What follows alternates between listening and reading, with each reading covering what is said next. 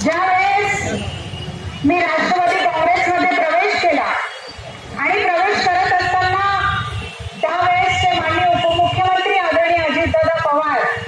जेव्हा माझ्या प्रवेशाच्या दिवशी ते माझ्या सभेला आले, त्यावेळेस मी त्यांना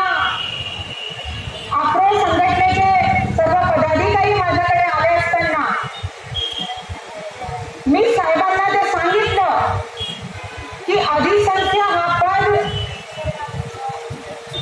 चुकून रुजू झालेला आहे प्रत्येक प्रशासकीय कार्यालयात आणि ती चूक एवढी मोठी झालेली आहे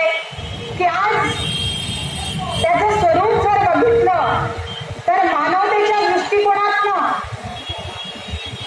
जर बघितलं तर खूप लाजिरवाणी बाब आहे.